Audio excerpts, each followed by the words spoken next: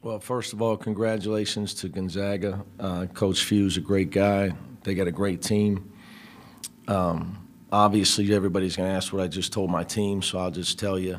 I just told them they got to let the last shot go. And as much as they want to be beat down right now and gutted and miserable, they got to let it go because they're winners. They won. As a coach, all you can do is ask your players to give you everything they got. And, I mean, come on, guys. All you got to do is watch. I mean, to see a team improve the way we've improved, to lose Chris Smith, Jalen Hill, to have injuries to Cody Riley, to Johnny Juzang, all the way to poor Jules Bernard throwing up all night, missing practice today, taking IVs to get himself on the court, and then to a half-court bank shot at the buzzer. So these guys, they deserved a better ending. But like I told them, as Coach Wooden would say, true greatness is giving your best effort, and that's what they did. And Coach, now we'll go on to questions from the media. Please use the raise hand function to indicate you want to ask a question. When called upon, please state your name and affiliation first.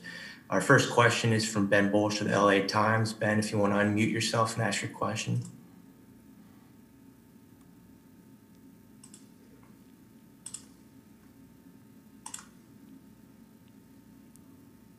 Go ahead, Ben. Still on mute. I can see it on the screen. All right, we'll come back to you, Ben. Next, we'll go with Rayshawn Haylock with KTLA. Go ahead, Rayshawn. Hey, Coach. Rashawn Haylock, KTLA 5, Los Angeles.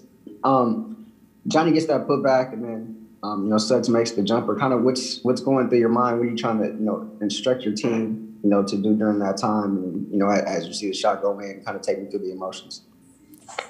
I'm going to try. I'm not sure your question, Rashawn, but I'm going to do my best. When Johnny got the putback, I was running I didn't have a timeout to set our defense. We were out of timeouts. I was running at my guys to get their attention to trap the ball. I got their attention late, and they came to him late. And it's not their fault because Gonzaga, we trained them to get back, because Gonzaga's so fast. But I knew the clock was short, and I knew all he had was a desperation heave, and I've lost on that before. So I was running. Literally, if you look at the film, I was running to try to get him to come up so he couldn't dribble into that shot. Obviously, still was a bank shot from half court. So, Ben, you want to go ahead? It's still on mute. I can see it on the screen. And Ben. All right, we'll move on with Danny Thompson. Go ahead. You got to help Ben. Danny Thompson with the three-point conversion, outstanding season. As you look ahead to next season, I know it's kind of hard to look into next year, but when do you decide to get back into things, and what do you tell this team with the guys coming back towards next season? Danny, that's the least of my worries, with all due respect right now. Right now, I've just tried to give him a talk about this season and how proud I am of him. And some of the players spoke in there. Cody spoke, Tiger spoke, Johnny spoke. It was an honor to be their coach. And I apologize, but next season's the last thing on my mind right now. Next question is from Carter Hill of the Fifth Quarter. Carter, go ahead and ask your question. Hey, Coach. Carter Hill with Fifth Quarter. Congratulations on a great season. I'm just curious, was that the best college basketball game you've ever been a part of, in your opinion? That's another tough one, buddy. I'd say no, because we didn't win. I'm sure for you guys, it was great to watch.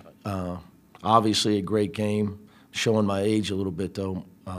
My friend, this is my 18th year as a head coach, 25 in college. So we didn't win, so I can't give it that tag. But I know what you're saying. Obviously, it was a great game with big-time performances by a lot of players in this game.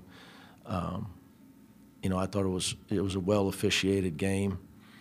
Obviously, I was hoping they'd call a block at the end of the play, at the end of regulation when Johnny drove to the basket. It might have been a charge. I haven't seen the film, but I would say this, you know, even if, you know, it's the hardest play in the world for an official. And if I see the film and it looked like the guy was moving, then, you know, sometimes things aren't meant to be. And I could tell you the official, if he did miss it, I'm sure he didn't mean to. But maybe it was a charge. I don't know. Great game, great experience for us, and we're going to stay positive. Our next question is from Adam Grosbard. Adam, go ahead and unmute yourself. Adam Grossbart, Orange County Register. Mick, Tiger, you know, came up with some really big shots early and the layup to tie things in overtime, or to put you ahead in regulation. Like, what type of performance did he give you guys tonight? He was great. You know, 17 points, 7 assists, 1 turnover. You know, maybe a big key to the game was when we kind of had the lead, had the game the way we wanted, and he goes out with his second foul with 8:23 in the first half. That didn't help us. We were able to get to half only down 1, but, you know, maybe if he doesn't go out, we get to half, you know, we get to half up 5 or 6. But that being said, to answer your question, I mean, you know, Tiger was awesome. And I'll add, he took at least 2 charges that were called, at least 2. I'm not sure if he might have had more. Our next question is from Mike Regaldo. Mike, go ahead, unmute yourself and ask your question. Mike Regalado, Bruin Report Online. Hey, Coach, what is this performance in the NCAA tournament in your second year at UCLA? What does that do to establish an identity and define your program? Well, we've been doing that since last year, and there was no tournament last year. But obviously, it's all positive, Mike. You know, I told the guys, you know, I hear all the stuff. You know, people wanted the final they got. We might not have been the best team in the country all year, but we became one of the best 4 teams in the country, period. This was not a fluke tonight.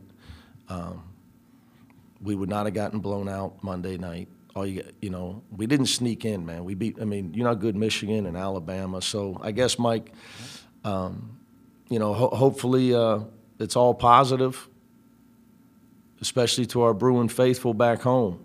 You know, it's tough being, trust me, as a coach, I appreciate fans, even when they're mad at me, because I just appreciate the fact that they're a fan. Because that's, you know, we lost our fans this year, you know, in all sports. So it's just so, you miss it. So my message to our fans is get your season tickets. Let's get this pandemic over with and pack Pauley Pavilion and make UCLA a yearly elite program. That's what I came to UCLA for. Fans were awesome towards the end of last year with our late games, and to them, keep their head up, and we'll just keep.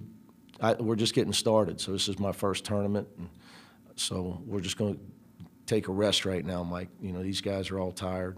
Get back, see some sun back home. Our next question is from Rico Cabrera Sr. Rico, go ahead, unmute yourself and ask your question.